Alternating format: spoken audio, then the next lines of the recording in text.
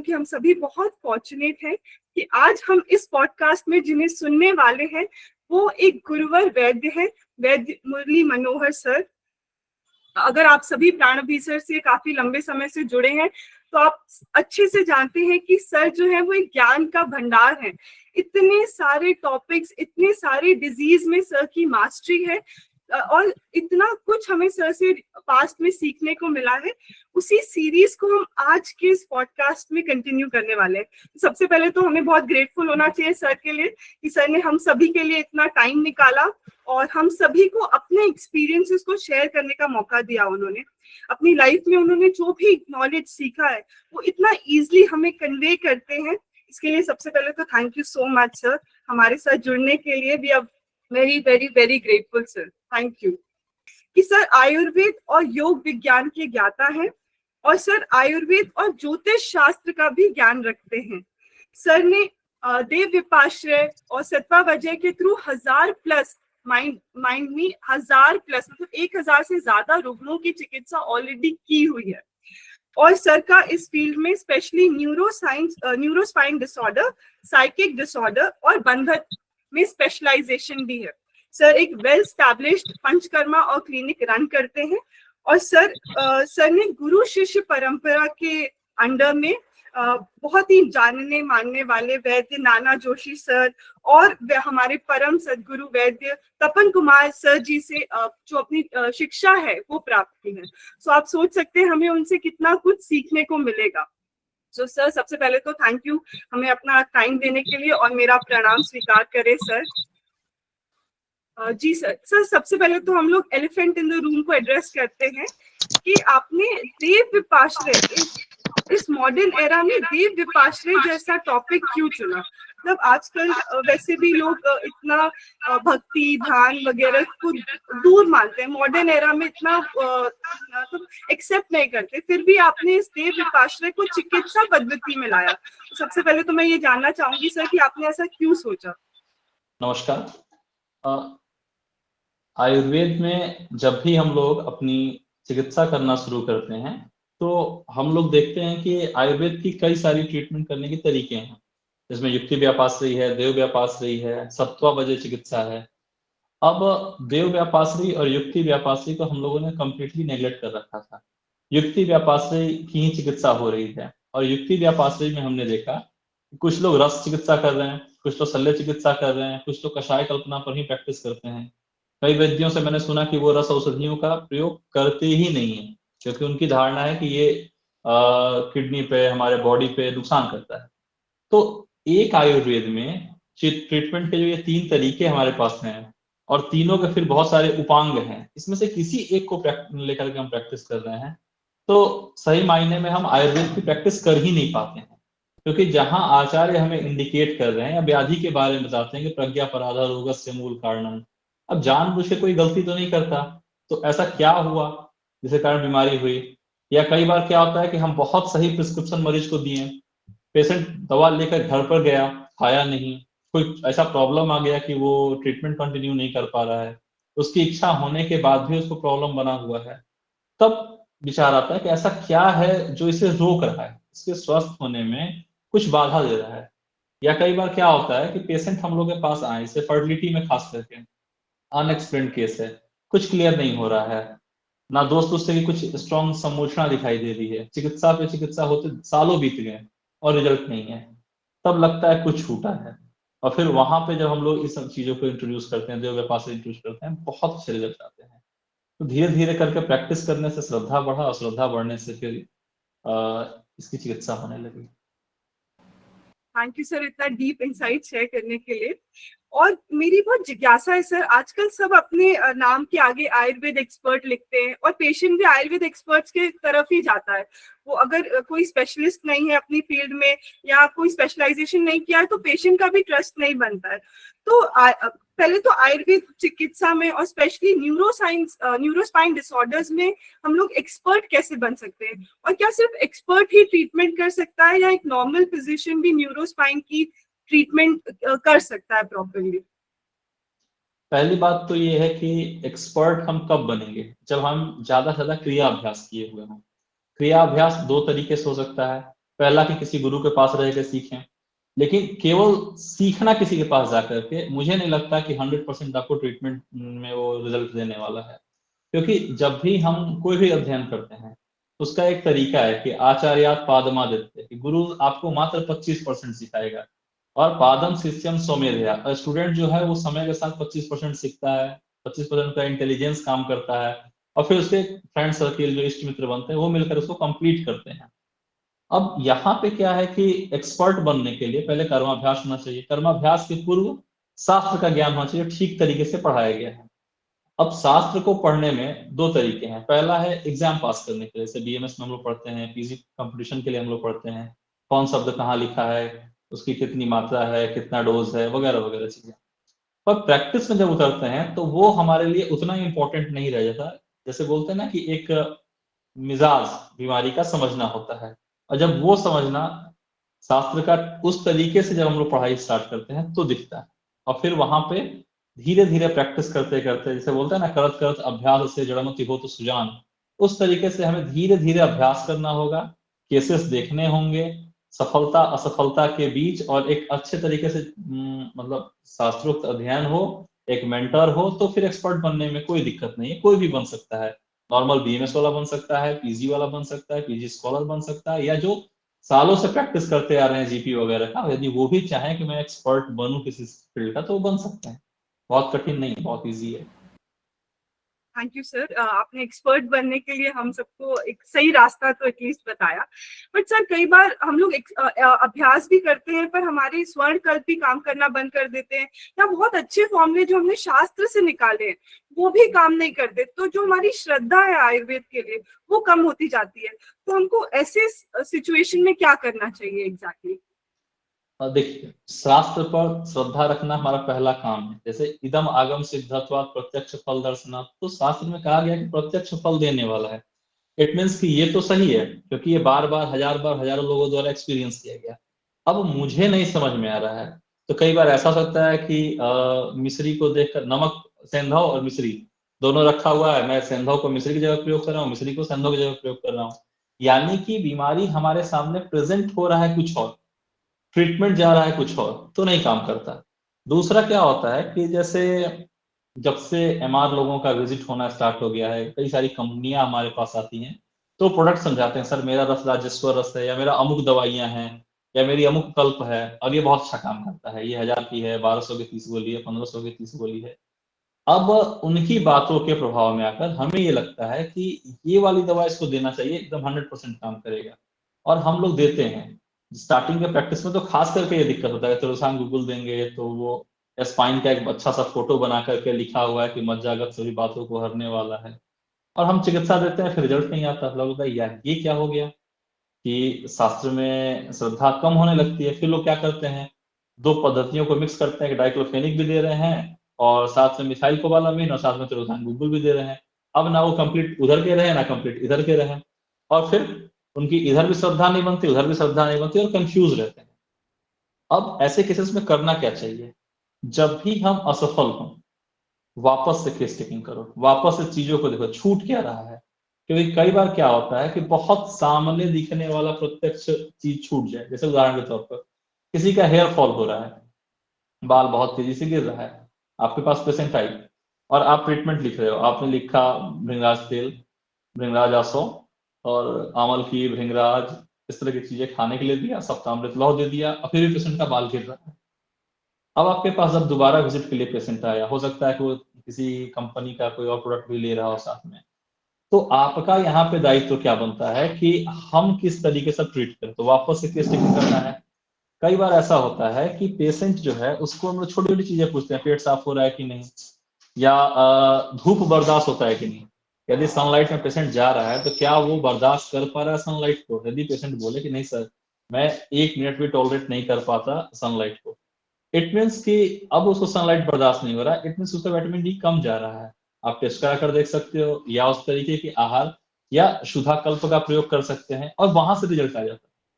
तो हमें केसेस को रीवेरीफाई करना पड़ता है कि असफलता हुआ तो क्यों हुआ, क्योंकि बहुत सारे कारण हैं, और इसको हमें सीखना पड़ता है कि क्या छूटा, किस तरीके से हुआ। फीमेल में कई बार क्या होता है, फीमेल पेशेंट हमारे पास आएंगी तो उनके दिमाग में है कि डॉक्टर साहब स्पाइन देखते हैं, तो वो अपने गायनिक प्रॉब्लम को बताएगी ही नहीं। हो सकता है कि क्रॉनिक हिस्ट्री ऑफ ल्यूकोरिया हो, या कई बार वो ऑपरेशन के बाद जहाँ एनेस्थीसिया वगैरह दिया गया उस पॉइंट पर पेन बन रहा हो, या कई बार क्या होता है कि फैमिली में बहुत सारे तरह के प्रॉब्लम्स चल रहे हैं और उस प्रॉब्लम के कारण जो पेशेंट है उसको स्ट्रेस बना हुआ है, वो स्ट्रेस आगे जा करके उसको प्रॉब्लम क्रिएट कर रहा है।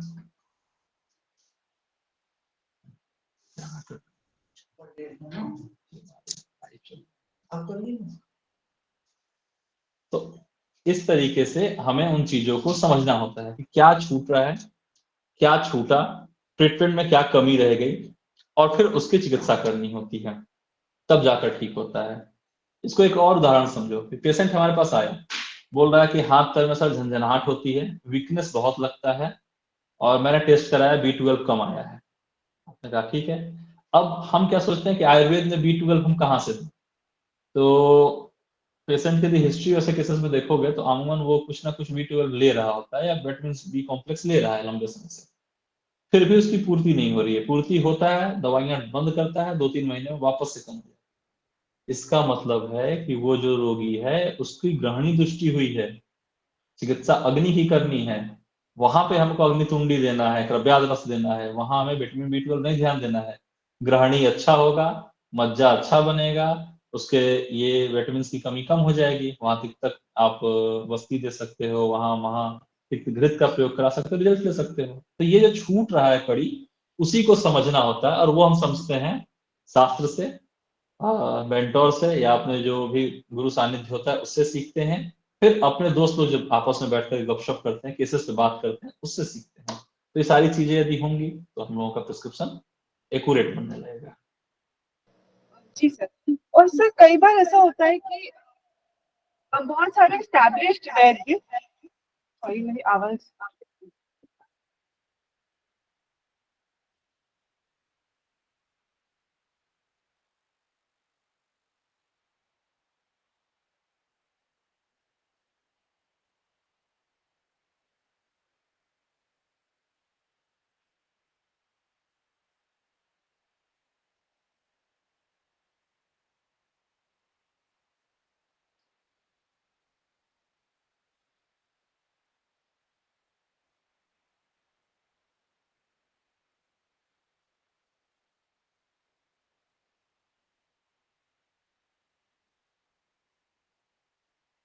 आवाज आपकी म्यूट हो गई है, आवाज क्लियर नहीं आ रहा, क्या पूछ रही हैं मैं सुन नहीं पा रहा। जी सर मेरी आवाज में थोड़ा इशू आ रहा है। मेरा नेक्स्ट क्वेश्चन ये था कि कई बार बहुत सारे एस्टैब्लिश्ड वैद्य बिना देव विपाश्रय चिकित्सा के, सत्वा वजह चिकित्सा के ट्रीटमेंट कर लेते हैं, बहुत सक्सेसफुल प्रैक्टिस करते हैं। तो देव विपाश्रय चिकित्सा की आवश्यकता सर कहाँ पर आती है, अगर हम उसके बिना भी सक्सेसफुल ट्रीटमेंट कर सकते हैं तो? देखिए, पहली बात तो ये है कि वैद्य बनने के लिए कोई कोर्स की जरूरत नहीं है, वैद्य आधान होता है। बहुत सारे लोग तमाम डिग्रियां लेकर बैठे हुए हैं पर उनकी चिकित्सा एक्यूरेट नहीं हो पाती, क्यों? क्योंकि अश्विनो सानिध्य नहीं होता, धन्वंतरी की कृपा नहीं होती। वो कृपा प्राप्ति, उसके लिए जो तरीके हैं उन तरीकों को जब हम फॉलो करते हैं तो उनकी कृपा आती है, और जब कृपा आती है तो औषधियां उस तरीके से काम करती हैं जैसे हम चाहते हैं। वरना कई बार आप देखोगे कि एक ही तरह की समान औषधियां रसगुण विपाक वाली दो हैं, और दोनों का प्रयोग करने पर एक वैद्य को रिजल्ट आता है, एक वैद्य को रिजल्ट नहीं आता है। इसका मतलब है कि कहीं ना कहीं उसमें कुछ ना कुछ छूट रहा है, और वो जो छूटता है उसकी पूर्ति देव व्यापाश्री करती है। और मैंने अभी तक जितने भी सक्सेसफुल वैद्य देखे हैं, जिनकी प्रैक्टिस चाहे वो श्री जमदग्नि सर हो, अपने झूले वाले नाना जी थे, या जितने भी वैद्य तपन सर हैं, जितने भी लोग हैं, सबके प्रैक्टिस में इसका प्रभाव रहा है।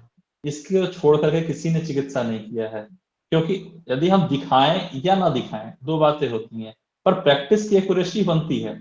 आप रस रत्न समुच्चय देखो, रसेंद्र सार संग्रह देखो, जहां पारा के, गंधक के तमाम कल्पनाएं बनाई हुई है, और वहां पे जाके आप देखोगे तो देव व्यापाश्री की कंप्लीट इफेक्ट प्रभाव दिखता है। इसका मतलब है कि ये छुपा हुआ है। जैसे एक संगीतकार है, स्टेज पे बहुत अच्छा गाना गा रहा है, हम सभी क्या देखते हैं कि अरिजीत सिंह बहुत अच्छा गाना गा रहा है, पर अरिजीत सिंह जो अच्छा गाना गा रहा है, उसके पीछे जो म्यूजिक देने वाला है, जो कंपोजर है, जो लिरिक्स लिखने वाला है, वो नहीं दिखते हैं, पर उनके इफेक्ट से वो अच्छा गा रहे हैं। तो ये जो पीछे जो छुपा हुआ है ना, जो संगीतकार की भूमिका में है, वो देव व्यापाश्री है, वो युक्ति व्यापाश्री है। तभी तो लोग बोलते हैं, अमुक डॉक्टर साहब के पास जाते हैं, इतना अच्छा बात करते हैं कि आधी बीमारी तो ऐसे ही ठीक हो जाती है। वही सब तो वजह है। पेशेंट आपके क्लिनिक में आया, अपने दुख को सुनाया, मन हल्का हुआ और चला गया, ये सत्व वजह है। ऐसे बहुत सारे तरीके हैं कैसे सीखना है, कैसे क्या करना है, और उससे फायदे होते हैं। यदि इसकी उपेक्षा कर दी जाती है, कंप्लीटली हम साइंस की तरह देखेंगे, तो आयुर्वेद को तो पहले हमने समझा ही नहीं, क्योंकि आयुर्वेद एक जीवंत साइंस है, जीवंत विज्ञान है। और आप देखना, आयुर्वेद के साथ इस तरह की जागृति हुई क्यों, हम वैद्य क्यों कंफ्यूज हैं?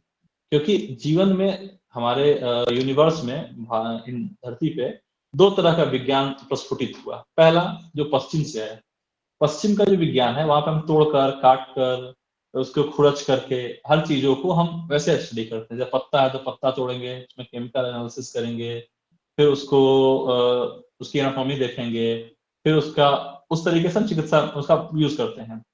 और एक विज्ञान है जो फूल की सुंदरता देखता है। अब सुंदरता को आप लेबोरेटरी में टेस्ट नहीं कर सकते, आप जैसे उसे तोड़े फोड़े काट कूट उसके साथ नष्ट किए तो वो डिस्ट्रॉय हो जाएगा, वो सुंदरता रहेगी ही नहीं। तो आयुर्वेद में हमने देखा कि यथा ब्रह्मांडे तथा पिंडे, तो जो ब्रह्मांड में है वो पिंड में है। अब आप देखो, हम लोग क्या करते हैं, गंधक रसायन का प्रयोग करते हैं। गंधक रसायन आप देखोगे तो जनरली किसी से पूछो किस चीज की दवा, तो लोग बोलेंगे स्किन डिजीज की दवा है, चमड़े की बीमारी की दवा है। अब गंधक रसायन निकालो, तो कहाँ है, योग रत्नाकर में रसायन अधिकार में सबसे पीछे सबसे लास्ट श्लोक लिखा हुआ है। क्या लिखे वहां पे उन्होंने, चतुर्जात डाला उसमें, उसको लिखा कि शुक्र पर काम करने वाला है। फिर कहा कि वो आर्तों को जनन कराने वाला है, और रक्तज गुल्म को, मतलब महिलाओं में यदि कोई भी गांठ बन रहा है, पीसीओडी हो रहा है, उसकी संप्राप्ति को भंग करने वाला है। कल्प को देखो कितना खूबसूरती से बयान किया गया है, साथ ही कठिन बात को नष्ट करने वाला है। तो इसका मतलब ये हुआ कि हमने कल्प को ठीक से नहीं समझा, हमने आयुर्वेद को ठीक से नहीं समझा। क्या कहा गया कि भगवती का वो रज है, ये जो लिखने का तरीका है, ऐसा नहीं कि वो आचार्य पागल थे, उनको समझ में नहीं आया। वो खूबसूरती से मेटाफर का प्रयोग किए, किसी जगह पर सिमली का प्रयोग किया, रूपक दिए। और हम लोग क्या किए कि उस रूपक को ना समझ करके हम लोग अपनी चिकित्सा में नहीं प्रयोग करते हैं, फिर हम परेशान रहते हैं। जैसे आप वंग भस्म को देखो, वंग भस्म इंद्र का शुक्र है। अब इसका मतलब क्या हुआ कि जो भी हमारी इंद्रियां हैं, 21 इंद्रियां, इसका यदि हमने ओवर यूज किया, इसका हमने अति योग कर दिया, और इससे वातादि दोष प्रकोप हो गया, और वो बीमारी हमारे सामने प्रत्यक्ष आई, तो वहां हमें वंग प्रयोग करना है, ये आचार्य कहना चाह रहे हैं वहां पे। बाकी उसका जो केमिकल एनालिसिस वगैरह है वो ठीक है। तो जो इस तरीके से हम प्रयोग करते हैं वंग का, और फिर उसका प्रयोग करते समय हम उसको अभिमंत्रित वगैरह करते हैं, तो वो सटीक काम करता है, एकदम पिन पॉइंट काम करेगा। और आप देव व्यापाश्री जब देखना चरक में, तो वहां क्या लिखा है कि आंसू फलदाने वाला है, इंस्टेंट रिजल्ट देने वाला है। इसका मतलब है कि जो चिकित्सा में हम असफल हो रहे हैं, या लोग बोलते हैं समाज में कि आयुर्वेद की चिकित्सा बहुत स्लो है, धीरे धीरे काम करता है, कई साल चिकित्सा लेनी पड़ती है, क्यों कह रहे हैं? क्योंकि हमने अपने जैसे 3 पैर है, तो उसमें से 2 पैर को मैंने काट रखा है, एक सप्तावजय काट दिया, एक देव व्यापाश्री काट दिया, और केवल युक्ति के भरोसे बैठे हैं। और युक्ति में भी कोई रस चिकित्सा के भरोसे बैठा है, कोई आपको शल्य चिकित्सा के भरोसे बैठा है। तो अपने हम जैसे कोई एक 2 हाथों वाला इंसान अपना एक हाथ पूरा पूरा काट दे, तो वो जैसे कमजोर हो जाता है, वैसे हम विकलांग बन के बैठे हुए अपनी चिकित्सा में, इसलिए हमें रिजल्ट नहीं आता, इसलिए हम तकलीफ में रहते हैं, और फिर हमें लगता है कि हमारा शास्त्र कमजोर है, हमारे सिद्धांत कमजोर है। और वो सिद्धांत आज हजारों साल से लिखे हुए हैं, और एज इट इज आज भी 100% सटीक है और रिजल्ट देते हैं। तो हमें इन सब चीजों पर ध्यान देना चाहिए। और इसका दृष्टि कैसे होगा, कैसे दिखेगा हमें, तो उसके लिए शास्त्र का अध्ययन, गुरु का सानिध्य, ये 2 चीजें आवश्यक होती हैं। सर, आपने जैसे बोला अगर सीखना है तो शास्त्र का अध्ययन और गुरु का संग होना चाहिए। तो हर इंसान या हर वैद्य इतना फॉर्चुनेट नहीं होता कि उसको गुरु शिष्य परंपरा में सीखने का मौका मिले, या कॉलेज में ऐसे देव व्यापाश्रय चिकित्सा इतना इंट्रोड्यूस नहीं किया जाता। तो अगर हमें इसे प्रॉपरली सीखना है कि हम इसको पेशेंट में प्रैक्टिस करें, तो सबसे पहले तो हमें कहाँ से शुरुआत करनी चाहिए, कहाँ से सीखना चाहिए, कौन सिखाता है, या हमें कहाँ जाके इसको एक्चुअली में सीखना चाहिए? एक ग्रंथ है रामचरितमानस, सभी लोग जानते हैं, रामायण का नाम सभी लोग जानते हैं, तुलसीदास जी ने लिखा है।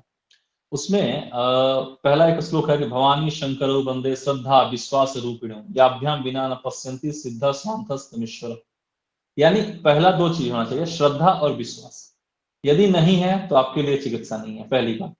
दूसरा, सिखाने वाले आज भी उपलब्ध हैं, आपको सिखा देंगे, लेकिन यदि आप उसको विज्ञान के तर्क पर लोगे, आप उसको अध्यात्म से नहीं जोड़ोगे, तो जैसे a+b² होता है, वैसा सिद्धांत नहीं चलता। ये 1+1=11 भी होता है, 1+1=1000 भी हो जाता है। एक तो ये इसका तरीका है। दूसरा कि इसको सीखने के का मतलब है कि औषधि जो है वो गौण होने लगती है, औषधियों का प्रभाव कम होने लगता है, और हमारा वैद्य का प्रभाव होने लगता है। उनके हाथ से दिया हुआ औषधि काम करता है। इसका एक मैं वाकया बताता हूँ। एक हमारे यहाँ बहुत प्रसिद्ध वैद्य हैं, हरे राम पांडे जी। अब क्या हुआ कि इनके यहाँ पुंसवन की चिकित्सा होती है और भी बहुत सारी चिकित्सा होती है, इनफर्टिलिटी में बहुत अच्छा इनका हाथ। तो इनका एक स्टाफ है जो पिछले 30 साल से प्रैक्टिस इनके साथ काम कर रहा है। उसकी अपनी बिटिया है और बिटिया की चिकित्सा करनी थी। तो क्या दवा चलता है, वैद्य के पास रहने वाला स्टाफ 10-12 साल में सीख जाता है कि इस तरह केस में वैद्य क्या चलाएंगे, इस तरह केसेस में क्या चलाएंगे। तो उसने क्या किया कि पुंसवन के लिए मेडिसिन लेना था, तो उसने खुद से निकाला, बनाया अपना, खुद ले जाकर बिटिया को दिया, खाई और असफल हो गई। ठीक है, असफल हो गए। तो जब बाद में फिर ये बात आई तो उन्होंने कहा कि मुझे क्यों नहीं बताया। फिर अगली बार वही स्टाफ बना कर लाया, इन्होंने अपने हाथ उठा के उसको दिया, उसका वो रिजल्ट आ गया। यानी यहाँ वैद्य प्रधान है, चिकित्सा के चतुष्पाद में वैद्य प्रधान है। और वैद्य क्यों प्रधान है? क्योंकि उसके पास ही ये क्षमता है, उसी के पास अध्यात्म विद्या है। और हम लोग पीजी के प्रिपरेशन में पढ़ते हैं ना कि चरक संहिता किस ग्रंथ से सबसे नजदीकी संबंध बनाता है, तो पढ़ते हैं याज्ञवल्क्य संहिता से। तो याज्ञवल्क्य संहिता से इसका संबंध है, हम पढ़ते हैं, पर याज्ञवल्क्य को क्यों नहीं देखें कभी हम, तो वो क्या कह रहे हैं? पराशर को क्यों नहीं देख रहे हैं क्या कह रहे हैं? जिस ग्रंथ को हम लेकर के स्टडी करना स्टार्ट कर रहे हैं, संहिता को पढ़ रहे हैं, उसके समकालीन आचार्यों ने क्या कहा, अन्य अन्य शास्त्रों में क्या कहा गया, फिर उसके बाद जो हमारे आगम ग्रंथ है, इदम आगम सिद्धत्व, तो आगम ग्रंथ क्या कह रहे हैं? जब तक हम अपने आप को विस्तार में नहीं लाएंगे, तब तक चिकित्सा हमारी संकुचित होगी। और आप देखो जितने भी अच्छे वैद्य हैं, वो अलग अलग ग्रंथ पढ़ रहे हैं, अलग अलग चीजें सीख रहे हैं, और वहां से वो औषधि को लेकर के आ रहे हैं, उस तरीके से काम करता है। और अब जैसे हमने कहा कि आम लाइए, एक एग्जांपल देते हैं, आम का मौसम है, आम लाइए। अब आम आप लाओगे तो उसका बोटेनिकल नेम क्या हुआ? Mangifera indica. अब आम लिखा गया तो वहां पे हमारे यहाँ इंडिया में आओ तो मालदह आम है, और कम से कम 25 तरह के आम की वैरायटी है जो हर इलाके में स्पेशली मिलता है। अब देव व्यापारी जानने वाला वैद्य उसका प्रयोग कर ले जाता है, और नहीं तो बाकी लोग क्या करते हैं, उसका द्रव्य गुण विपाक के हिसाब से करते हैं, उस तरीके से रिजल्ट नहीं आता है। च्यवनप्राश खाने से किसी का आप रिजल्ट देखो, कितनों का रिजल्ट आ रहा है? क्यों नहीं आता है? क्योंकि कहा गया कि फाल्गुन महीने का आंवला लेना है। अब हम नहीं ले रहे, हम क्या करते हैं, फाल्गुन मतलब हो गया कि होली के बाद क्या आपका आंवला चाहिए, होली के समय का आंवला चाहिए। अब हम कब लेते हैं? तो अभी आपका ठंडा आना स्टार्ट नहीं हुआ, च्यवनप्राश बनना स्टार्ट हो गया।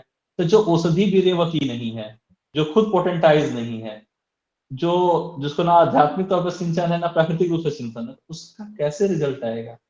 वहां हम चूक रहे हैं, और वही चूकने के कारण हमारी चिकित्सा में विफलता आती है, और उसी को हमें सीखना है।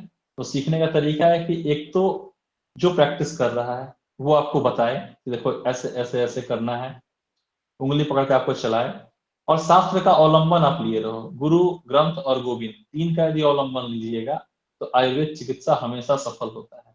और यदि इन तीनों में से किसी एक को छोड़ दे, गुरु को छोड़ दो, ग्रंथ को छोड़ दो, या आप भगवान को छोड़ दो, तो ये नास्तिकों की चिकित्सा है ही नहीं, इसलिए असफलता है।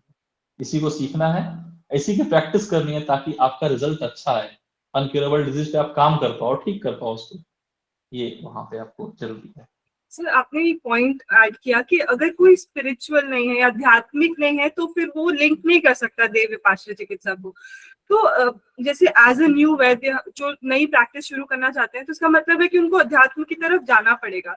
तो फिर इसमें भी बहुत डिफरेंस ऑफ ओपिनियन होता है, तो इसको कैसे ओवरकम करें, और एग्जैक्टली कौन सी ऐसी प्रैक्टिसेस करनी चाहिए जिससे हमारा सत्व बढ़े और हम बेहतर तरीके से देव विपाश्य को प्रैक्टिस कर पाए? सर देखो बेसिक चीज है कि आचार रसायन अपने पास दिया हुआ है, उसमें से आप देखो कि कौन कौन सा आप फॉलो कर पाए, मान 20 दिए हुए हैं, तो 20 में देखो कि ये 5 मैं फॉलो कर पाऊंगी, ठीक है, आप टिक करो और उसका 1 महीने तक अभ्यास करो कि मैं ये 5 का 5 एज इट इज फॉलो करूंगी या करूंगा, ठीक है।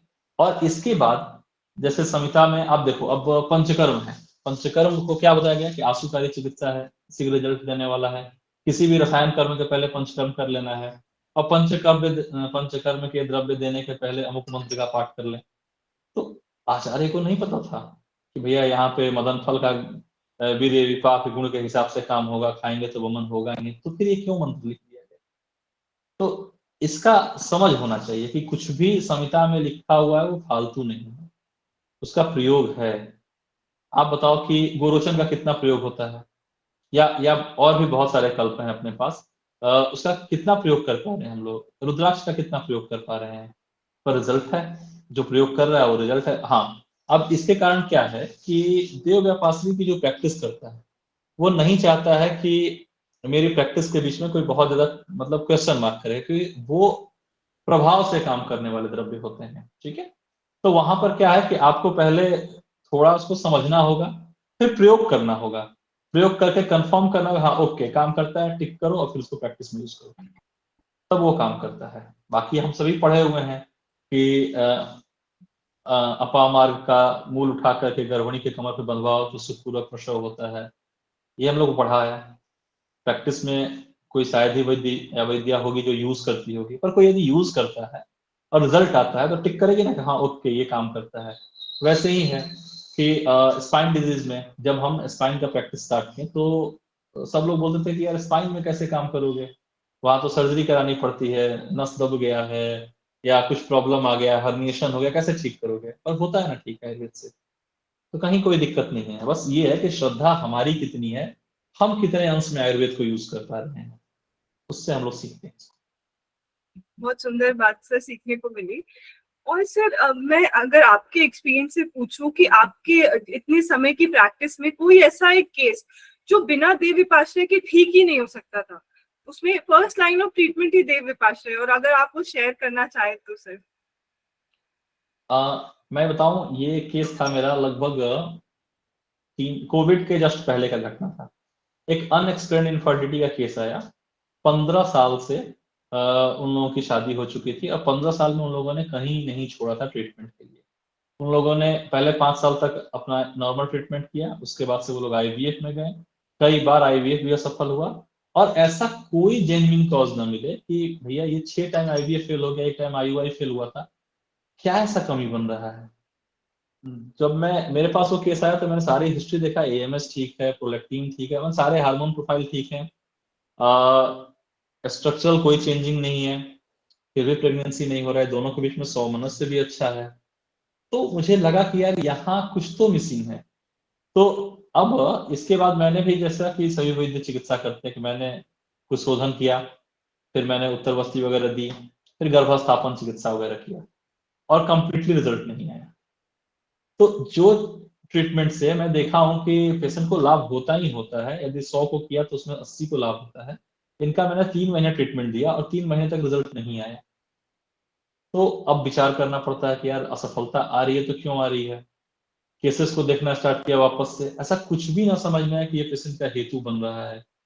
तो जहां हेतु नहीं बनता वहां पे लोग बोलते हैं कि दैव एक कारण है। तो मैंने दैव को समझा, और एक चरक शारीर में श्लोक आता है कि क्रिया यदि हम कर रहे हैं, चिकित्सा कर रहे हैं और रिजल्ट यदि नहीं आ रहा है, इसका मतलब है कि वो कर्म से होने वाले कोई व्याधि, कोई इस तरह की चीजें हो सकती हैं। तो इसके लिए अब मैं सोचा कि इसकी चिकित्सा कैसे करूं, उसमें मैं देव व्यापाश्री में बहुत इनिशियल, तो मैं सोचा कि रस चिकित्सा देखते हैं। तो मैं उस समय बुक्स पलटते गया और ऐसे करके मेरा एकाएक ध्यान पड़ा रस रत्न समुच्चय में कि शंकरोक्त एकांता देवी उपासना, और सेम यही एकांता देवी की उपासना काम कला तंत्रम में दिया हुआ। अब 2 जगह पर एक ही भगवती की उपासना का तरीका दिया हुआ था।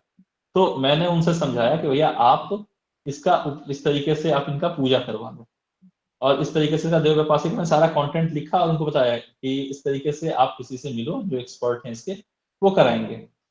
अब एकांता देवी इतना मतलब भगवती का ऐसा स्वरूप है जो बहुत कम प्रचलन में, लेकिन हम लोगों ने शास्त्र को पर भरोसा किया और जैसा उसमें बताया गया इसकी चिकित्सा के लिए देवव्यपाश्री हम लोगों ने किया। और आप यकीन मानो जब पूजा कंप्लीट हुआ उसके बाद मात्र श्वेत कंठकारी का 3 दिन मैंने प्रयोग कराया था और उसकी प्रेगनेंसी हो गई थी। यानी कि जो इतना जटिल बीमारी बना हुआ था वो 15 साल से ट्रीट नहीं हो रहा था, वो बहुत स्मूथली ठीक हो गया। एक ऐसा ही केस था, उनमें क्या था कि बच्चे का जन्म होता था और बच्चे का जन्म होने के 2 से 3 महीने के अंदर बच्चा एक्सपायर कर जाता था। कोई ऐसा उन लोगों ने जांच न छोड़ा था कि वो लोग ना कराया हो। उन लोगों ने डीएनए स्टडी भी कराया, सब कुछ कराया और कहीं कुछ फाइंडिंग ही नहीं आ रही थी। अब ऐसे केसेस में भी क्या है कि वो पेशेंट कंसीव तो कर रहा है पर उसको पहले ही डर है कि खराब ना हो जाए। ऐसा 4 बार हो चुका था, यानी एक माता को 4 बार इस तरह के दुख को झेलना पड़ा। अब सोचो उसका मानस की स्थिति क्या थी। वो प्रेगनेंसी के नाम से डरती थी, उसको लगता था कि यही होगा ही। डे फर्स्ट से ही वो इस तरीके से परेशान थी। अब वैसे पेशेंट का हम गर्भ संस्कार क्या करेंगे, उसकी काउंसलिंग कराएं, सब कुछ कराएं और वो खराब हो जाए। अब हम लोगों ने एक तरीके से गर्भ संस्कार में क्या है कि 9 महीने तक एक ट्रेनिंग होती है माइंड की कि आपको उत्तम संतान की प्राप्ति होगी, और फल मिला और फल सड़ा हुआ निकल गया। अब ये कैसा लगेगा उसे। ऐसे केसेस में भी जब हम लोगों ने देखा तो फिर जो अपने यहाँ ग्रहवादी की चिकित्सा जो दिया गया है, जो कौमारभृत का पार्ट है, उसका फिर प्रयोग किया गया तो फिर वो शांत हो गया। बाल तंत्रम वगैरह में इसका प्रॉपर जिक्र था, उस तरीके से उसमें बलि कराई गई। बलि मतलब यहाँ पे वो बकरा काटना वगैरह नहीं है, उसमें है कि कौन कौन से द्रव्य है और कौन कौन से उसके लिए तरीके हैं, वो तरीका करो। अच्छा, कोई वैद्य यदि सब नहीं करना चाहता है, चलो ये सब नहीं करेंगे भैया, ये पूजा पाठ वाला कंटेंट नहीं करेंगे, तो अपने सत्व को बढ़ाओ ना, अपनी पोटेंसी बढ़ाओ कि हम दें और काम हो जाए। और उसके लिए भी तरीके हैं कि आप यदि इधर नहीं जाना चाहते हो तो अपने को ठीक करो, अपनी औषधियों को ठीक करो। और उसके भी तरीके हैं कि कई बार क्या होता है कि हम लोग से मेडिसिन लिए, जैसे ब्राह्मी घृत लिया, ब्राह्मी घृत का निर्माण किया, ब्राह्मी घृत दिया और कोई रिजल्ट नहीं आया। क्यों नहीं आया? क्योंकि वो जो ब्राह्मी हमने लिया वो किस अवस्था का है, क्या वो पुष्ट है? जैसे एक बच्चा है, एक बड़ा है और एक बूढ़ा है, तीनों ही इंसान है, तीनों ही होमोसेपियंस है, पर तीनों के रिजल्ट अलग अलग है, तीनों के काम करने का तरीका अलग है। वैसे ही है। तो जब हम कुछ भी यदि उतना सारा नहीं प्रैक्टिस कर पाए, उतने सारे द्रव्य नहीं ले पाते हैं, तो कुछ एक द्रव्य पे हमारा कमांड होना चाहिए जिसको हम खुद लें, उसका प्रयोग करें। और वो आपकी प्रैक्टिस को इतना इन्हांस करता है, इतना अच्छा कर देता है। यदि आप थोड़ा सा देव व्यापार से जोड़ते हो, थोड़ा सा युक्ति व्यापार से जोड़ते हो तो, और फिर रिजल्ट आता है, रिजल्ट बहुत मजा आता है। और ऐसे बहुत केसेस हैं जहाँ पे कि आपको सामान्य सारे कल्प, बहुत महंगे से महंगे कल्प, बहुत सस्ते से सस्ते कल्प, पूरे का पूरे पंचकर्म असफल होने के बाद भी, स्पेशली मानस चिकित्सा में, तो गजब का रिजल्ट आता है। थैंक यू सर अपना एक्सपीरियंस शेयर करने के लिए। बट आजकल जो पेशेंट आते हैं क्लिनिक में, वो बहुत अवेयर होते हैं, वो यूट्यूब से, गूगल से सब कुछ सर्च करके आते हैं। तो इस टाइप के पेशेंट को, जैसे आपने केस डिस्कस किया, उसका हार्मोनल प्रोफाइल ठीक है, हिस्ट्री में कुछ भी ऐसा लूप होल नहीं मिला, तो उनको ऐसे कैसे कन्विंस करें कि आपका ये जो प्रॉब्लम है उसमें देव विपाश्रय ही फर्स्ट लाइन ऑफ ट्रीटमेंट है, हम आपको और कोई मतलब रीजन नहीं बता सकते आपकी डिजीज का। तो फिर इस तरीके से हम पेशेंट की काउंसलिंग कैसे करें सर? देखिए, सौभाग्यशाली वैद्य होते हैं तो उनकी प्रैक्टिस में सब जगहों का घुमा हुआ केस आता है। कम से कम 50-100 डॉक्टरों का देखा हुआ केस उनके पास। 15 साल से, 20 साल से, 30 साल से केसेस सॉल्व नहीं हो रहा है। अच्छा, ऐसा नहीं है कोई पेशेंट आपको फीवर का आ गया आप देव व्यापार से स्टार्ट कर दो, इसके भी पक्षधर हम नहीं है। हम इसके हैं कि जहां केसेस आपके अनक्योरेबल की तरफ जा रहा है, जहां आप रिजल्ट नहीं ले पा रहे हो युक्ति व्यापार से, जहां 70 वजह असफल हो रहा है, वहां देव पर ध्यान, पहली चीज। दूसरा, मैंने स्टार्टिंग में ही आपको बताया कि हमारी औषधियां हमारा अस्त्र हैं। और हमें जैसे एक आप समझो कि कोई भी लकड़ी काटने वाला है, कोई एक कारपेंटर है, वो क्या करता है, लकड़ी काटने से पहले अपने अस्त्र शस्त्र को सही करता है, उसका जो उसको शार्प करता है, ये सब करता है ना। वैसे ही हमारी औषधियां हमारी अपनी हैं, वही हमारा अस्त्र है, वही हमारा शस्त्र है, हमारा शास्त्र हमारा अस्त्र शस्त्र है। तो 2 काम करना चाहिए। पहला कि जो हम औषधियां अपने पास रखें, जो भी है, मुलेठी है, यष्टि मधु सदावरी शंखपुष्पी, जो कुछ भी है हमारे पास, वो ठीक हो, उसका हम अभिमंत्रण करें अपने मंत्र से, अपने तरीके से, तो वो अपना पॉजिटिव हो जाती है, तो वो काम करती है, पहली चीज। दूसरा, जब पेशेंट बहुत ज्यादा असफल, बहुत ज्यादा परेशान है, तो वो मानता है, वो आपकी हर एक चीजों को मानता है। आप बस इतना समझो कि श्वेतकंटकारी जो है इसका आप मूल लो, किसी भी समय निकाल लो, और प्रजा स्थापन के लिए अब तो उसमें लिखा गया है 3 दिन तक प्रयोग कराने पर गर्भधारण हो ही जाता है, कुछ जगह पर 7 दिनों का है, आप दो और देखो कितनों को हो रहा है। आप देखोगे कि यदि आपने 100 लोगों को दिया तो 30-35 को फायदा करता है, बाकी को नहीं करता। अब आप रवि पुष्य में निकाल लो उसको, गुरु पुष्य में उसी औषधि को निकालो और अब दो आप देखोगे ये एक्यूरेसी आप जाएगा 95%। ठीक है, ये क्यों हुआ? क्योंकि चंद्रमा जो है वो औषधियों का राजा है, हम लोगों ने पढ़ा है, और औषधियां जो चंद्रमा है वही औषधियों में अमृत भरता है, उसमें पोषक तत्व देता है, तो उसका महत्व इससे है। तो जब भी हम औषधि लें तो उस तरीके से यदि हमने ग्रहण कर लिया तो हमें मरीज को बताने की जरूरत नहीं कि मैं तुम्हारे देव के पास नहीं कर रहा हूँ, मेरे ट्रीटमेंट में वो पीछे से ऐड है। जैसे कोई सिंगर गाना गाता है तो पीछे नहीं बताता कि मेरे गाने जो गिटार बजाने वाला मुख्य व्यक्ति है या हारमोनियम पे फला आदमी बैठा, वो नहीं बताता है। गाने अच्छे निकलते हैं, सबकी चिकित्सा अच्छी होती है, और जब चिकित्सा अच्छी हो रही है तो फिर आपका यश बढ़ता है, कीर्ति बढ़ती है और सब कुछ होता है। आप देखिए इतने अच्छे द्रव्य गुण के आचार्य होने के बाद भी सिद्धमनिया सर देव व्यापाश्री के पीछे कितने दीवाने हैं, वो संध्या पे कितना जुड़ो मारते हैं। आप उनको उनको देखो, आप यमदग्नि सर की प्रैक्टिस में आप जाकर देखो तो नाथ योग परंपरा से वो आते हैं, वहां पे उनकी चिकित्सा में भी आप इस चीजों को देख सकते हो।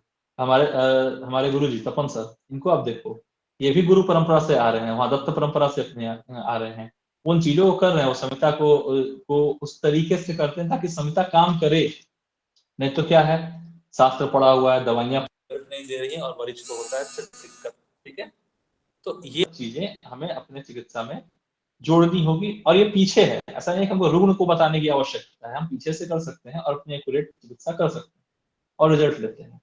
तो ये महत्व की चीजें हैं।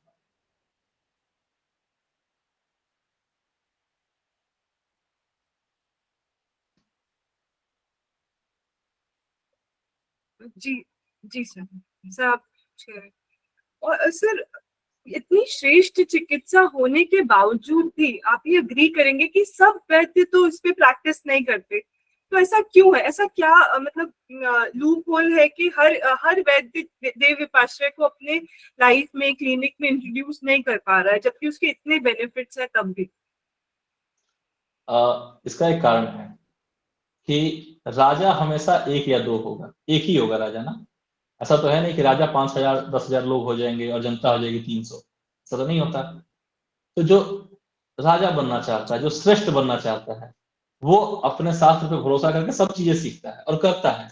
उसके क्लिनिक में पंचकर्म भी होगा, उसके क्लिनिक में समन चिकित्सा भी होगा, शोधन भी होगा, देव भी होगा, सब जोड़ेगा तो वो श्रेष्ठ चिकित्सक बनता है, वो राजवैद्य बनता है। और नहीं तो फिर क्या है कि कोई एक एक चीज को लेकर बैठा हुआ है और वो भी चिकित्सा करता है, उससे भी लाभ होता है, पर जो चीजें बोला गया ना कि राजवैद्य बनने के गुण, वो उस चीज को नहीं पाता है। खास होता है उसकी एम्बिशन ना हो, उसका थॉट ना हो, क्योंकि वो सृष्टि को उसी तरीके से देख रहा है जो उसके चश्मे है। और वहां आयुर्वेद से क्या है, उसको उतने लाभ नहीं मिल पाते हैं। इसीलिए चिकित्सा में यदि आपको राजवैद्य बनना है, आपको अपने आप को बहुत अच्छे तरीके से सही वाला आयुर्वेद करना है। दो बातें हैं, एक आयुर्वेदा, अब तो एक आयुर्वेदा और आयुर्वेद की लड़ाई चल रही है। सब तेल बेच रहे हैं, सब घी बेच रहे हैं, सब सब प्रोडक्ट लॉन्च हो रहा है, धड़ाधड़ बिक रहा है, वो अलग पार्ट है। पर जो ट्रू आयुर्वेदा है, यदि आप प्रैक्टिस करते हैं, जहाँ टेबल प्रैक्टिस करते हैं, जहाँ रोगी आपको मानता है कि हाँ ये अश्विनों के रिप्रेजेंटेटिव है, ये धनवंतरी के रिप्रेजेंटेटिव है, धनवंतरी पुत्र है, वो भाव और वो सुख यदि आप पाना चाहते हो, और लक्ष्मी तो आएंगी ही। लक्ष्मी क्यों आती है? क्योंकि धनवंतरी भगवान की वो बहन है। समुद्र मंथन से धनवंतरी भगवान निकले, समुद्र मंथन से माँ लक्ष्मी निकली। बुआ कौन से अपने घर नहीं आना चाहती है? लेकिन कोई अपने भाई की सुने तब तो। पिता को हम लोग ना माने तो नहीं उनका आदर करते तो बुआ क्यों आएगी? इसलिए फिर वैद्य परेशान रहता है, दुखी रहता है कि यार क्यों नहीं बात बन रही है, क्यों नहीं बात बन रही है। तो समृद्ध होने के लिए हमें इन सब चीजों को सीखना चाहिए। और सबसे बड़ा बात, यदि आप रियल सच में एक्सपर्ट बनना चाह रहे हो तो आयुर्वेद पे श्रद्धा करो, आयुर्वेद की चीजों पर श्रद्धा करो, और फिर इसको यूज करो, और फिर देखो ना कितना अच्छा रिजल्ट आता है, कहीं कोई कमी नहीं मिलेगी आपको। बहुत सुंदर आंसर दिया सर आपने, और मुझे लगता है बहुत सारे वैद्यों का ये डाउट क्लियर भी हुआ होगा। Moving on to next question sir, कि पहले तो देव विपाश्रय किसे करनी चाहिए और किसे नहीं करनी चाहिए, जैसे इंडिकेशन और कॉन्ट्रा इंडिकेशन में पता होना चाहिए। तो इस पर अगर आप थोड़ा सा एनलाइटन करें हमें तो that would be great sir. देखिए, देव व्यापाश्री कोई भी कर सकता है, जो आस्तिक है, जो शास्त्र में श्रद्धा रखता है। और आस्तिक का और नास्तिक का तो फर्स्ट ईयर में हम लोग को पढ़ाया जा चुका है कि जिनकी श्रद्धा वेदों में है, जिनकी श्रद्धा प्रकृति पे है, वो आस्तिक है, वो इस चिकित्सा को कर सकते हैं। कौन नहीं कर सकता है? तो वो नहीं कर सकता जिसको श्रद्धा ही ना, क्योंकि श्रद्धा ही इसकी एकमात्र कसौटी है। और यदि आप श्रद्धा बनाते हो, आप यदि चाह रहे हो कि ईश्वर, देखो पूरी सृष्टि में आप एक चीज समझना, एक ही तरह के निदान या एक ही तरह का खाना पान पूरा परिवार कर रहा है, ठीक है। एक ही खाना को मम्मी बनाती हैं और घर में दो तीन लोग हैं, सब खाते हैं। किसी का विटामिन डी कम, किसी का विटामिन बी कम, किसी को कमर दर्द होता है, किसी को ऑस्टियोआर्थराइटिस होता है, किसी को कॉन्स्टिपेशन होता है, किसी को आई साइट में प्रॉब्लम आती है। अगर सिर्फ आहार से ही सब कुछ होता है तो फिर एक बात सोचने की होती है कि फिर सबको डिफिशियंसी एक ही चीज की होनी चाहिए थी। यदि खाना हम सभी लोग अपने ही घर में खाते हैं, बाहर नहीं खा रहे हैं, तो डिफिशियंसी पूरे परिवार का विटामिन डी होना चाहिए, विटामिन B12 होना चाहिए, या आंख की प्रॉब्लम हुई तो सबको आंख की प्रॉब्लम होनी चाहिए, किसी को घुटने का दर्द हुआ पूरे परिवार को घुटने का दर्द होना चाहिए। ऐसा तो नहीं होता है। यानी प्रकृति ने आपको इंडिविजुअलिटी दी है। हमारी चिकित्सा इंडिविजुअलिटी की चिकित्सा है। कोई भी पेटेंट योग एक योग नहीं काम करता है, वैसे ही एक तरीके नहीं काम करते हैं। रोगी भी भिन्न भिन्न तरीके के आते हैं और फिर उनकी चिकित्सा भी भिन्न भिन्न तरीके से होती है। और यदि हम उसको नहीं करते हैं, नहीं सीखते हैं, तो हम एक सामान्य चिकित्सक होंगे। फिर जो पतंजलि के काउंटर पे बैठे हुए वैद्य जी हैं और जो आपकी क्लिनिक में बैठे हुए वैद्य जी हैं या किसी और ब्रांड की कंपनी में बैठे हुए वैद्य जी हैं, सब वही हैं। सबने वही आयुर्वेद का संग्रह पढ़ा हुआ है, वही दवाइयां दे रहे हैं और रिजल्ट भी नहीं आ रहा है, और इससे हमारा शास्त्र होता है बदनाम। तो इसलिए सीखने के लिए देव व्यापाश्री की श्रद्धा जरूरी है, दूसरा विश्वास करो, और तीसरा प्रैक्टिस करो और रिजल्ट लो, ताकि और आपकी श्रद्धा धीरे धीरे धीरे धीरे प्रगाढ़ होती चली जाए। तो रिजल्ट तो आना ही आना है, और इसमें कहीं कोई शक नहीं होता है। और प्रैक्टिस करने की चीज है, आप प्रैक्टिस करो, विश्वास करो, और हीट एंड ट्रायल से आपको इसमें लाभ होता है।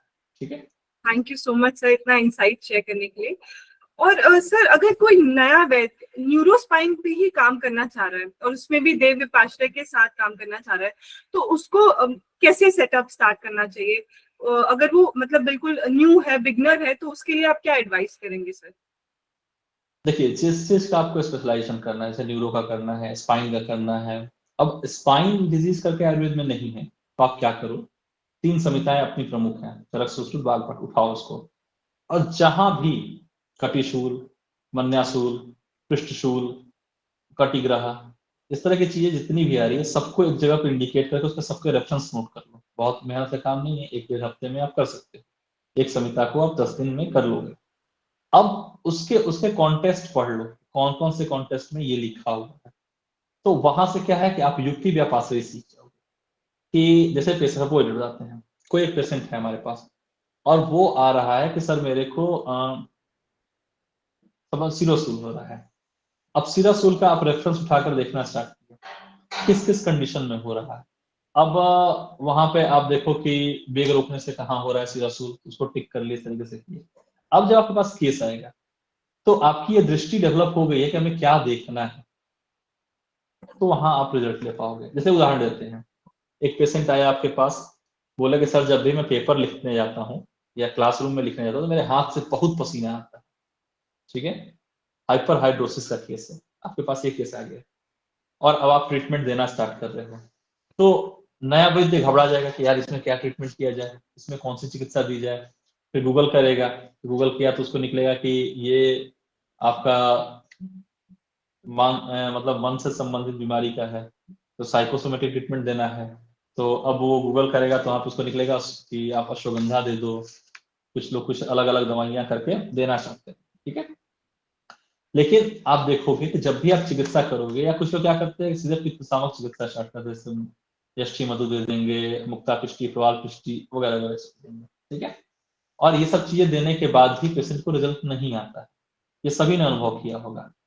तो ये क्यों नहीं आता है? क्योंकि हमारा डायग्नोसिस वहां तक नहीं पहुंच पाया है, वो चीजें हम नहीं समझ पा रहे कि हाथ से पसीना जो आ रहा है ये क्यों आ रहा है, और फिर चिकित्सा कैसे करनी है।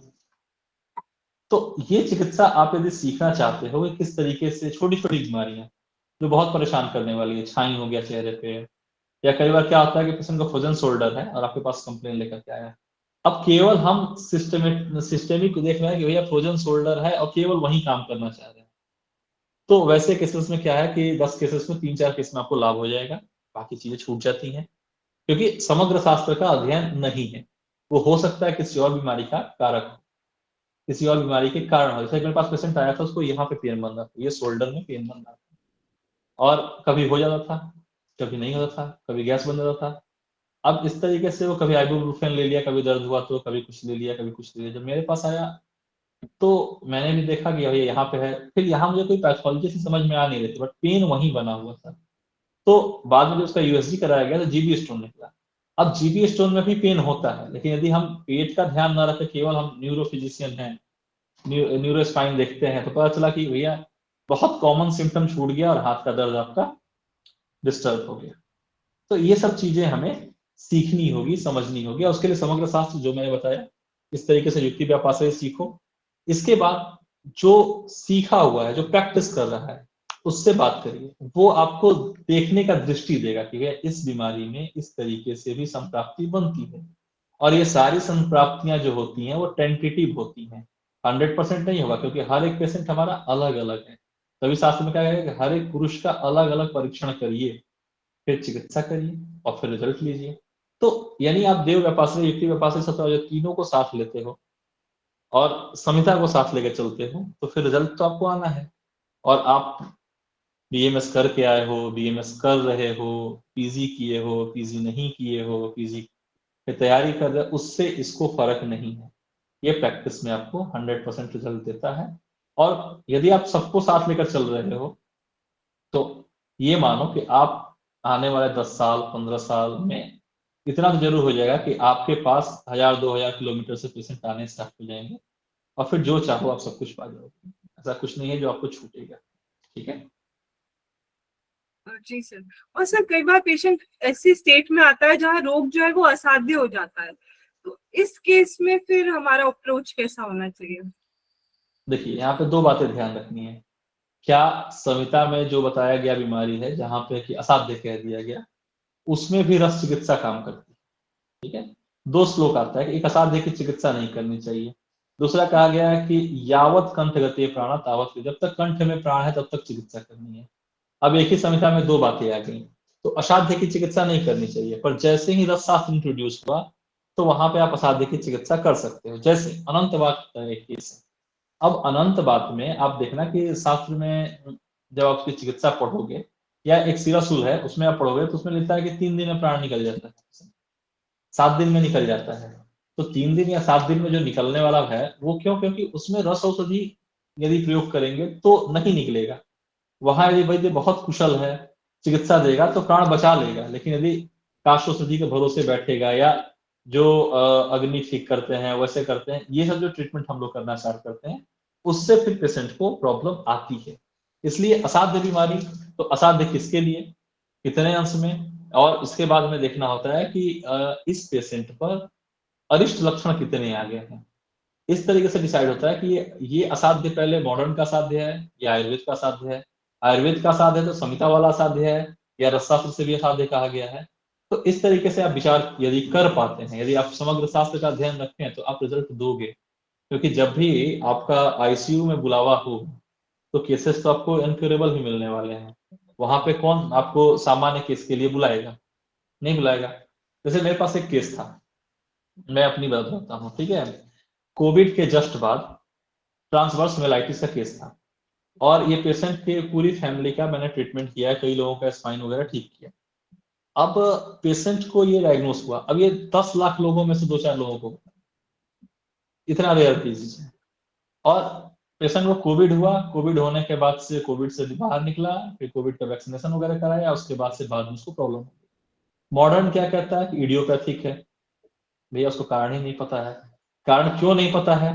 क्योंकि दोष का कॉन्सेप्ट उसके यहाँ नहीं है, और हमारे यहाँ दोष प्रकोप के हेतु हैं, दोष प्रकोप के कारण है। फिर उसके बाद से ख वैगुण्यता का हेतु है हमारे पास, अब उसमें तो नहीं है। तो बेचारों के पास इडियोपैथिक का नाम का प्रॉब्लम है। इसमें होता क्या है आप देखो तो स्पाइन के किसी एक सेगमेंट का इन्वॉल्वमेंट हो जाएगा। अब इन्वॉल्वमेंट यदि सपोज डेट आप समझो कि कौन से पोस्चर का हुआ है वो अंग को प्रभावित कर देता है। जैसे किसी पेशेंट को सर्वाइकल में प्रॉब्लम आ गया तो डायफ्राम नहीं काम करेगा, डायफ्राम नहीं काम कर रहा है, पेशेंट सांस नहीं ले पा रहा है। अब पेशेंट वेंटिलेशन पे आपका चला गया और वेंटिलेशन पे जाने के बाद हाई डोज ऑफ स्टेरॉइड चालू किया गया है। मॉडर्न में एक अच्छी बात है कि जब बीमारी ना समझ में आए तो हाई डोज स्टेरॉइड चालू कर दी जाती है। प्लाज्मा करेंसी उसका हो गया, सब कुछ हो गया, लेकिन वो रिजल्ट नहीं आ रहा है, सांस नहीं ले पा रहा है पेशेंट। अब ऐसे केसेस में यदि पेशेंट का घर वालों की या पेशेंट का आप एक अच्छा आयुर्वेद चिकित्सा करते हो तो बुलावा आता है। अब इस केस में पेशेंट आईसीयू में एडमिट है, स्थिति बहुत नाजुक बनी हुई है, मॉडर्न पे आपका मिथाइल प्रेडनिसोलोन 80 mg चल रहा है। वैसे केसेस में आप क्या करोगे? ऐसे केसेस में आप क्या करोगे? क्योंकि आप तो वहां प्राण विसर्जन बनकर आए हो, उसके प्राण की रक्षा करनी है, पेशेंट तो निपट रहा है, तो उसके बीच में आप वैद्य बने हो। तो एक तरीके से अब ये बुलावा आपका इसलिए आया क्योंकि वहां उन्होंने जवाब दे दिया, आप कर सकते हो तो करो आप कुछ। और यहाँ वैद्य काम करता है, यहाँ लिप चिकित्सा काम करता है आयुर्वेद का, जिसको पढ़ते समय हम लोग कौड़ी भर का वैल्यू नहीं करते हैं। चैप्टर 3 जो है हमारा अपामा तंडुलनीय के बाद का अध्याय, कितने वैद्य प्रैक्टिस में लेते हैं, क्योंकि पढ़ते समय भी सब विश्वास नहीं होता कि पता नहीं काम करे ना करे, लेकिन रिजल्ट आया इसका। चिकित्सा में क्या दिया गया, डिजीज इतनी बड़ी, केसेस मैंने भी नहीं देखे थे, क्योंकि भाई 10 लाख में 2-4 पेशेंट को होता है, मुझे कहाँ मिलेगा मौका। अभी प्रैक्टिस करते यदि 10 साल 5 साल और बीते तो शायद देखने को 10-5 केसेस मिले हमको। अब ये केस था, इस केसेस में ट्रीटमेंट स्टार्ट किया गया। अब ट्रीटमेंट करने में पहला काम जिस जगह पर था वहां एक रक्तमोक्षण किया गया। अब पेशेंट का उस समय हीमोग्लोबिन भी कम था, उसका हीमोग्लोबिन 8 के आसपास था, फिर भी एक कपिंग लगा कप लगा के वहां पर रक्तमोक्षण मैंने किया। साथ ही अब यहाँ पे लेपन चिकित्सा उस जगह पे केवल पर्टिकुलर उस पॉइंट पर किया गया, और साथ में अपनी मेडिसिन स्टार्ट की गई। अपनी मेडिसिन में आपका बहुत कॉमन कॉमन मेडिसिन था, हेमगर पोटली था, आपका स्वर्ण सिंदूर था, माक्षिक था और प्रवाल पंचामृत था। ये मिलाकर के मरीज को दिया गया। और आप यकीन नहीं करोगे, सेकेंड डे मतलब आज मैं सुबह देकर आया 10 बजे और कल 2 बजे के बाद पेशेंट का सांस की स्थिति कंट्रोल आ गई, वेंटिलेशन उसका ऑक्सीजन निकाल दिया गया, ऑक्सीजन सेचुरेशन ठीक होने लगा और धीरे धीरे करके पेशेंट 4-5 दिनों के बाद वो वापस आता है वेंटिलेशन से। तो ये चीजें तब पॉसिबल हो पाती हैं जब आप संहिता को ध्यान में रख करके पेशेंट को देख पा रहे हो, वरना वहां का साथ है तो भैया मैं क्या करूं और आप हाथ खड़ा कर दोगे। कई बार ऐसे केसेस हुए हैं, डायबिटिक न्यूरोपैथी है और पैर काटने की बात आ गई और वो आयुर्वेद में बचता है, पेशेंट खूब आसानी से बचता है। जहाँ की एक ऑर्थोपेडिक एक प्लास्टिक सर्जन बोल चुका है कि पैर काटना ही पड़ेगा, यही एक ऑप्शन है, वहां से हम बचा कर लाते हैं। ये जो हम लोगों का ये एक प्राण घुसर का जो सीरीज चल रहा है, इसका मतलब ही यही है कि भैया पेशेंट के जीवन और मृत्यु के बीच में यदि वैद्य खड़ा है तो प्राण नहीं जाना चाहिए। ये हमारा विश्वास है और ये हमारा कर्म है, और इसके लिए हम सब करेंगे। हम युक्ति व्यापाश्री करें, देव व्यापाश्री करें, सत्वा वजय करें, तारण चिकित्सा करें, जो करना है करेंगे, बट उसके प्राण की रक्षा करेंगे।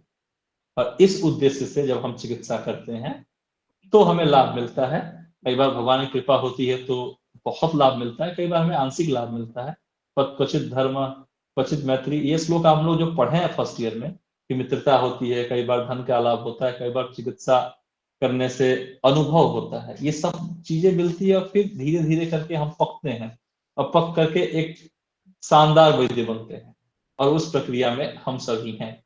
और जो आज स्टार्ट कर रहा है, जो 2 साल से कर रहा है प्रैक्टिस, जो 10 साल से कर रहा है, सब इसी प्रक्रिया में, इसी लाइन में, कोई थोड़ा आगे कोई थोड़ा पीछे, लेकिन विश्वास है कि यदि गुरु गोविंद और ग्रंथ तीनों का सानिध्य रहा तो हमारी चिकित्सा कभी भी असफल नहीं होगी, उसको लाभ होना ही होना है। ठीक है। Wow sir, my mind is blown right now. जो उम्मीद है कि जो 254 वैद्य हमें सुन रहे हैं उनका भी माइंड ब्लोन हो गया होगा। इतना सुंदर, इतना deep analysis. Thank you so much sir once again. Sir मेरा एक और प्रश्न है, अगर कोई जस्ट पास बीएमएस है और उसको अगर आपको कोई एडवाइस देनी हो और कि उसे क्या, उसके लिए बेटर क्या है, तो आप वो एडवाइस क्या देंगे सर उस पर्टिकुलर वैद्य के लिए सर? 2 बातें हैं। पहला, सीखना जरूरी है। सीखने के लिए ज्ञान आपको जिस सोर्स से मिल रहा है। दो बातें ध्यान रखना, पहला कि सोर्स कंफर्म कर लेना कि एग्जैक्ट अच्छा सोर्स से आ रहा है कि नहीं। ऐसा नहीं कि 20 दिनों में बने घर का वैद्य ऐसा कोई किताब खरीद ली है बीएमएस पढ़ने के बाद और वहां पर पढ़ने के साथ ही क्या ट्रीटमेंट क्या है, वैसा नहीं। ऑथेंटिक सोर्स से नॉलेज लीजिए, शास्त्र पे भरोसा कीजिए और शास्त्र की चीजों को अपने टीचर से, अपने मेंटर से जो प्रैक्टिस करता है वैसे लोगों से आप बात करके उसको कंफर्म करिए और सीखिए उसको।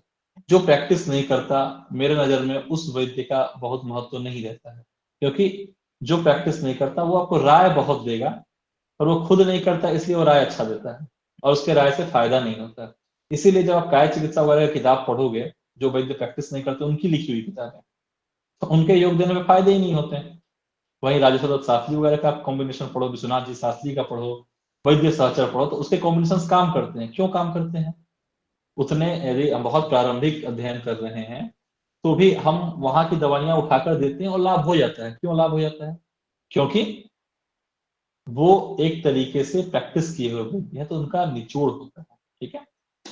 एक मैं अपने वाकया बताता हूँ कि जब मैं नया नया प्रैक्टिस स्टार्ट किया तो मेरे पास एक पेशेंट आया, उसको लगभग 6-8 महीने से बुखार की प्रॉब्लम, बुखार आना बुखार जाना, और लगभग 6-8 महीने से वो घूम घूम कर चारों तरफ चिकित्सा ले रहा था। किसी का 2 महीना दवा खाया, किसी का 1 महीना खाया, सबने यूरिन कल्चर कराया, एंटीबायोटिक सेलेक्ट की, एंटीबायोटिक के बाद दवाइयां चालू की, दवाइयां खाने के बाद पेशेंट का फीवर डाउन होता था। जिस दिन दवा बंद किया 3-4 दिन बाद वापस से ज्वर आ गया।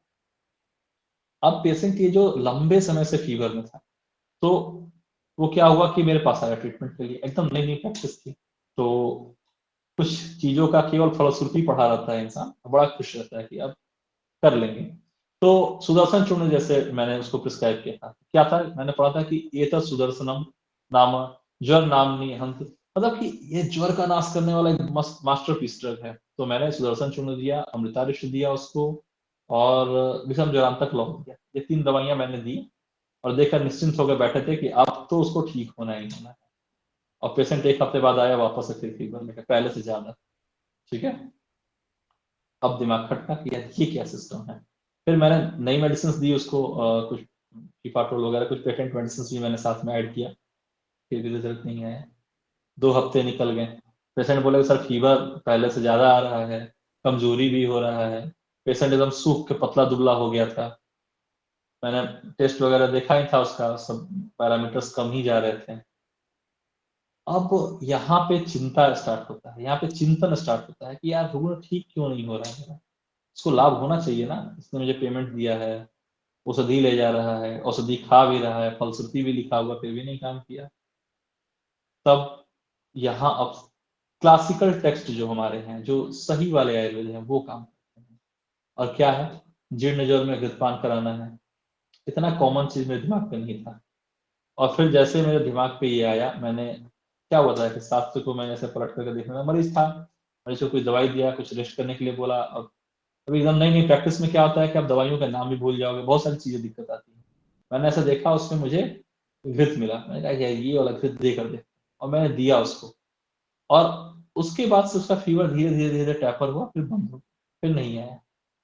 अब ये क्यों हुआ?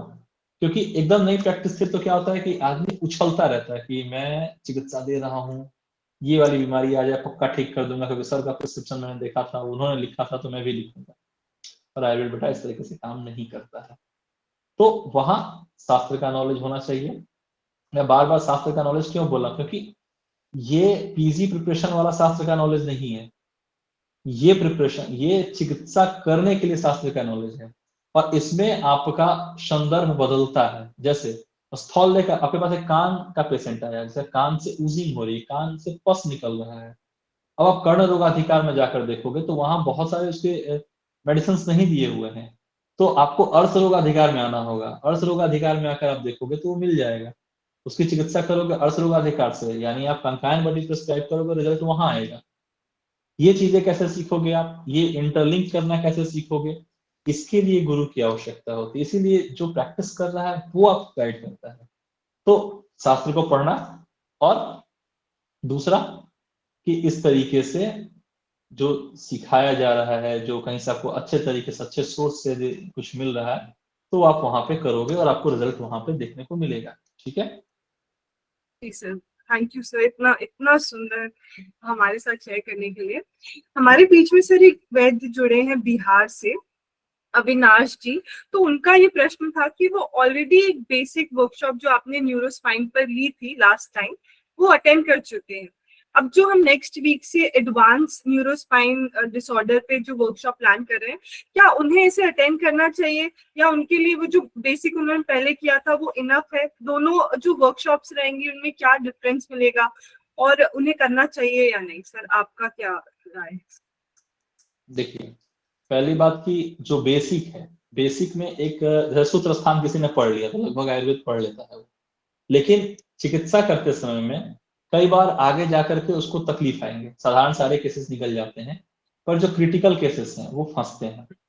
और उसमें क्या होता है कि जो रेयर डिजीज है वो, फिर दूसरा कि ये जो हम लोग चिकित्सा मतलब बेसिक वाला हम लोगों ने किया है, इसमें जो जो वैद्यों को समस्या आती गई, जो हमसे अभी तक वो डिस्कस करते आए हैं केसेस में कि सर ये वाले केस में रिजल्ट नहीं आ रहा है, इस तरह के केसेस में रिजल्ट नहीं आ रहा है, तो जो चीजें वहां छूटी हुई हैं दोनों संदर्भ और शास्त्र में और डीप जाना है और अवगाहन करना है, ताकि हमारा क्लासेस जो हमारा है, हमारा जो ट्रीटमेंट है, हमारा जो प्रिस्क्रिप्शन है, जो हमारी थेरेपी है, वो और एक्यूरेट होती जाए।